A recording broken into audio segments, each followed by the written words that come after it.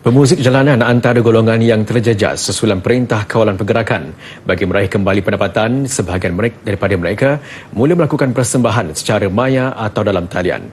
Segmen Pintu Rezeki minggu ini mengupas cara mereka ini mencari rezeki dengan cara baru, dan kepada yang berminat, mereka boleh menggunakan ID itu untuk memperluaskan perkhidmatan atau perniagaan masing-masing.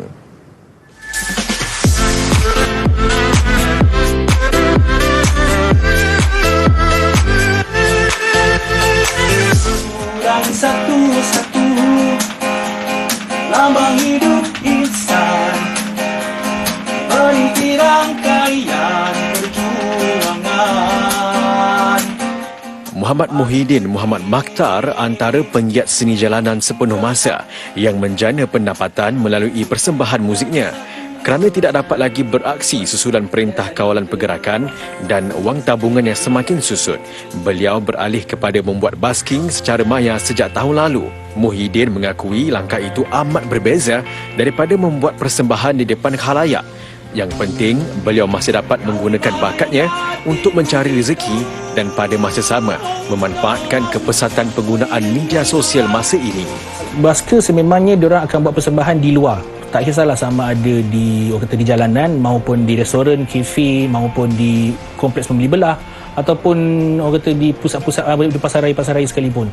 Jadi bila kita melalui Tok Teluk Dali dah, of course lah sedikit sebanyak akan memberi kesan juga, di mana waktu itu dengan kita punya aktiviti sebab ada setengahnya orang akan berkerumun, dan semua orang akan bersesak-sesak untuk menonton persembahan baskers. Tapi selama saya basking, kita dah boleh, kita sebagai basker pun kita kena pesan juga kepada yang sedang menonton, kalau boleh jangan duduk rapat-rapat. Kalau nak menonton pun kalau boleh biar ada social distancing, ada penjarakan sosial, supaya kita tak nak nanti akan berlaku penyebaran tanpa kita sedar. Kadang-kadang kita tersebar tu, walaupun kita duduk sebelah saja pun kita dah boleh menyebabkan virus itu tersebar. Dan sama ada kita mendapat penyakit, kita terjangkit ataupun kita menjangkiti orang. So itu antara sebanyak memberi kesan lah.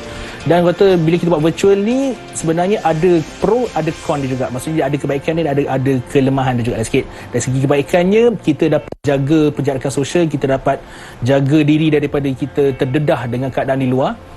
Nah, cuma dari segi kelemahannya, kita masih lagi kekurangan dari segi internet punya speed internet, dan kita kekurangan dari segi penonton yang betul-betul di atas talian. Muhyiddin mengakui beliau cuma memperolehi pendapatan sekitar 30% daripada membuat persembahan secara maya berbanding di depan khalayak. Apa-apa pun, Muhyiddin bersyukur kerana sudah menemui jalan bagi menjana pendapatan bagi menyara kehidupan hariannya. Sedikit sebanyak dia ada berkurangan jugalah sikit, tapi yang penting kita kena istiqamah buat benda tu, dan kita kena buat sesuatu yang penonton akan tertarik dan dia akan cuba stay untuk tonton. So benda tu adalah satu cabaran untuk basker juga. Maksudnya diorang kena cuba buat benda yang baru, kena cuba tambah song list baru, ataupun mungkin cara persembahan yang lain, mungkin dari segi backdrop ataupun dari segi view macam mana.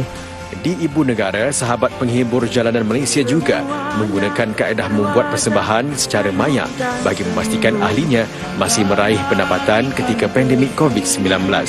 Menurut penasihat sahabat penghibur jalanan Malaysia, Syam Razali, pihaknya cuma bertindak sebagai pemudah cara. Hasilnya terpulang kepada penerimaan pengguna internet. Seperti kita sedia maklum, pemuzik ataupun basker ini tidak dapat membuat persembahan secara live lah. Seperti sebelum sebelum berlakunya wabak pandemik ini. Jadi saya melihat inisiatif ini memberikan mereka ruang dengan selesa, dan mereka tidak terdedah dengan keadaan di luar ni lah, ataupun secara peribadinya boleh saya katakan agak selamat, sebab mereka basking di rumah, dan kita kita pancarkan secara live di lokasi spot yang terpilih lah. Jelasnya, melalui inisiatif virtual basking ini, terdapat kira-kira 100 kumpulan pemuzik membuat persembahan. Mereka akan bergilir melakukan persembahan setiap hari secara maya di lokasi yang ditentukan.